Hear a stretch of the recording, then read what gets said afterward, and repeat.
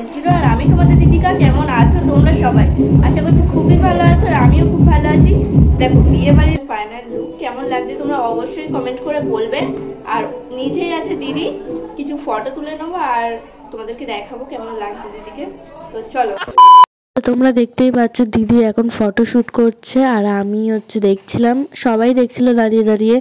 আর আমি দেখো নিচেই নেমে আসলাম আর কিছু পকোড়া খাচ্ছিলাম, আর তোমাদেরকে নিচের ভিউটা দেখিয়ে দিলাম।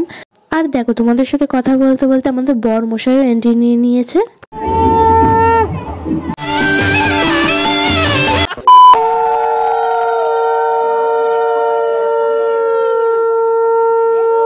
তোমাদের সবার প্রথমে একটা কথা বলে রাখি, আমি এখানে কোনো সাউন্ড দেব না, কারণ এখানে আমি কোনো সাউন্ড দিলে আমার কপিরাইট ক্লেম আসতে পারে, তো তার জন্য আমি কোনো সাউন্ড দেব না।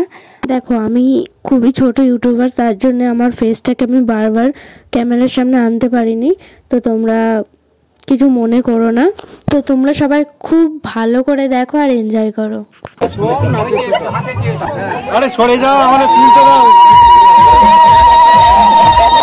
ছোট ভাই মাথা সরাও।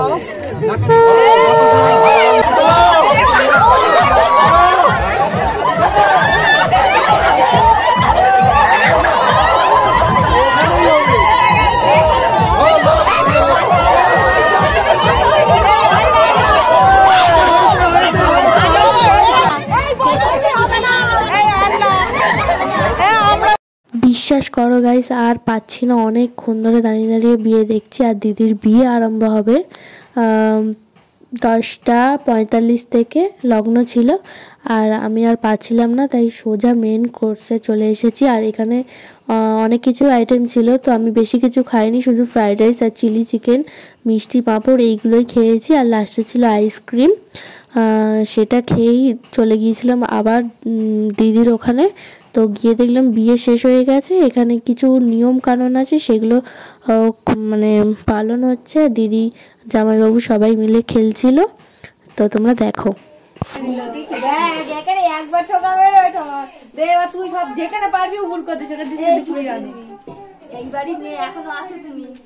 তো গাইস তোমাদের সবার প্রথমে আমি বলবো যে সরি।